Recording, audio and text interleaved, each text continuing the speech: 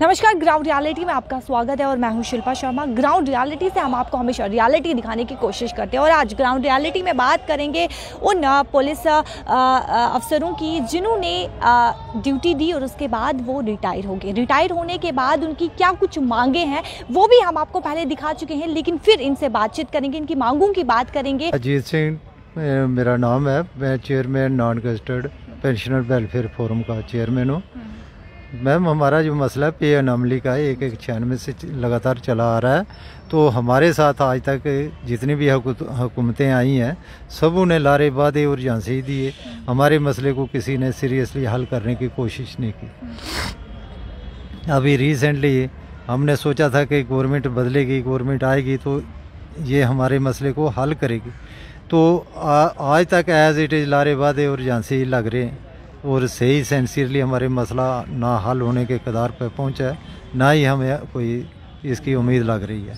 तो आपके माध्यम से ये हम गवर्नर साहब से ये कहना चाहेंगे कि इस दौराने मसले को आप जल्द से जल्द हल किया जाए, क्योंकि आपको मालूम ही है कि पुलिस एक ऐसा महकमा है कि पुलिस के बगैर कोई भी स्टेट, कोई भी कंट्री जो है वो नहीं चल सकती। और इतनी हार्ड और फास्ट ड्यूटी देने के बावजूद आज हमारे साथ ये अशर हो रहा है कि सीनियर सिटीजन हम लोग जो हैं सड़कों पर उतरकर प्रोटेस्ट और धरने पर उतरते हैं। तो ये बड़े दुख से ये बात कहते हैं, कहनी बनती है कि हमारे साथ इंसाफ नहीं होता है और ना ही हुआ है। और इन लोगों को चाहिए कि भाई सीनियर सिटीजन कम से कम इनका एहतराम कर रहे हैं। कल इन लोगों ने भी जिस जगह पे आज हम हैं, कल इन लोगों ने भी आना है। तो कम बस हमें ये जो अपने लिए बीज बीज रहे हैं ये अच्छा नहीं, साइन कोई अच्छा नहीं नज़र आ रहा है। तो कम बस हमें इंसानियत को ज़िंदा रखना चाहिए। उसके बाद दूसरी बात ये है कि हमारा जो मेडिकल अलाउंस है वो सिर्फ 300 रुपया किया दे रहे हैं आज तक, तो जबकि सेंटर एम्प्लॉय को 1000 रुपया दिया जाता है। आपको मालूम ही है कि डॉक्टरों के पास जाओ तो डॉक्टर 700 रुपया उन्होंने फी रखी। मेडिसिन की बात करें तो मेडिसिन जो है वो काफ़ी महंगी बेची जाती है, महंगी है। तो कैसे आप गुजारा कैसे करते हैं? फिर जब डॉक्टर के पास जाना, डॉक्टर की फ़ीस इतनी ज़्यादा है, फिर उसके बाद मेडिसिन लेनी हो, दवाइयाँ लेनी हो, दवाइयों का रेट जो है वो ज़्यादा है, तो कैसे करते हैं? मैम, ये तो बहुत कठिन, मतलब मुश्किल के साथ हम हैंड टू माउथ होकर ये वक्त गुजारते हैं। इस वक्त जो आफ्टर 60 जितने भी लोग हैं वो किसी न किसी प्रॉब्लम डिजीज़ में इन्वॉल्व हैं। किसी को शुगर है, ब्लड प्रेशर है, या और भी कई किस्म की प्रॉब्लम्स हैं। कम से कम एक आदमी की नॉर्मली जो मेडिसन है 5-4 हज़ार रुपये की उसकी मंथली लगती है।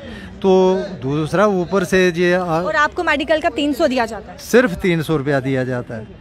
तो कम से कम ये महीने का है या साल का? महीने का, एक महीने का सिर्फ 300 रुपया दिया जा रहा है। तो ये तो बहुत बड़ी हमारे साथ this is lot of injustice, बहुत बड़ी बेइंसाफ़ी है।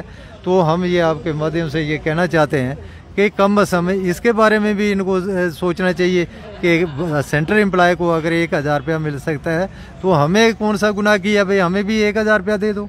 उसके बाद दूसरी बात ये है कि जब ये बच्चे जो हम लोग घरों से बाहर रहते हैं, बच्चों को हम लुक आफ्टर नहीं कर सकते, बच्चों को प्रॉपर कोचिंग नहीं दे सकते।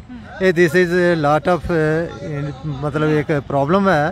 तो जब हम घरों में रिटायर होके आते हैं तो हमारे लोगों के बच्चे आधे से ज़्यादा जो बेचारे ना खुंदे हैं, जब उनके पास सो एजुकेशन है। तो कम से कम हम ये चाहते हैं कि उनको कम से कम रिजर्वेशन दी जाए 10% और उनके साथ इंसाफ फरमाया जाए ताकि जो अपने ज़िंदगी बसर कर सकें। और जो मेडिकल प्रोफेशनल कॉलेजेस हैं उनमें भी कम से कम 10% जो हमारा रिजर्वेशन होनी चाहिए। इतने लंबे समय से आप लड़ाई लड़ रहे हैं, लेकिन कहीं ना कहीं कहा जाए इग्नोर ही किया जा रहा है। डीसी से मुलाकात हुई, डीसी ने क्या कहा? उन्होंने भी कुछ नहीं कहा जी, गए थे जी, लेकिन उन्होंने कहा कोई बात नहीं, काम हो जाएगा। बस खाली लारी और जान से देते हैं, बाकी काम कोई नहीं करता है जी। कब काम होगा ये नहीं बताया? ये नहीं बताया। एक्चुअली मैम, ये गवर्नमेंट ऑफ इंडिया की एक पॉलिसी होती है और पॉलिटिशियन आपको पता है ये अपने एंगल से देखते हैं। जहाँ इनको बेनिफिट नज़र आता है तो वहाँ ये लॉलीपॉप देते हैं, जैसा बच्चा रोता है। बेनिफिट किस चीज़ का? ये अपने एंगल से कि भाई जब इलेक्शन होगी उसकी वोट हासिल करने के लिए आपको पता है 75 साल से लारे वादे जहाँ से चलते आ रहे हैं और आगे तक चलते रहेंगे। और जो इन लोगों ने पॉलिटिशियनों ने करना चाहिए वो हमारे सोसाइटी में, हमारे समाज में वो नहीं किया जा रहा। जो इनको free of cost education, health care policy, ये जस्ट लाइक वेस्टर्न पैटर्न पे है, यूरोप की कंट्रियों की तर्ज पे है कि ये गवर्नमेंट की रिस्पॉन्सिबिलिटी बनती है। यहाँ किसी को कोई लेना देना टस से मस नहीं है कि दवाइयाँ जो आकाश छू रही हैं उनकी कीमतें, तो ये कम अज़ कम गवर्नमेंट को एक पॉलिसी बनानी चाहिए चेक एंड वाच। यहाँ पे खुले बेलगाम जो मैन्युफैक्चरर हैं मेडिसन बनाने वाले, उनको खुली छूट दी है। जो 100 रुपये की चीज़ है उसको 500 रुपये में वो ऊपर उसका लेबल लगा के बेचते हैं। तो कम अज़ कम ये गरीबों के साथ बहुत बड़ा मजाक है। और गरीब जो आगे आने वाले वक्त में ये बोलते थे हम गरीबी ख़त्म करेंगे, ये तो अब हमें नज़र आ रहा है कि ये गरीबों को ही ख़त्म करेंगे। गरीबी की तो बात ही नहीं है। अब गरीब ही नहीं रहेंगे तो गरीबी अपने आप ख़त्म हो जाएगी। तो लिहाजा ये गवर्नमेंट की पॉलिसियाँ हैं, इन्होंने अपने एंगल से देखना है। जिस तरह इनको बेनिफिट इलेक्शन में होगा वही ये फार्मूला अडॉप्ट करते हैं। बाकी ना आपकी बात होती है, ना हमारी, ना किसी और।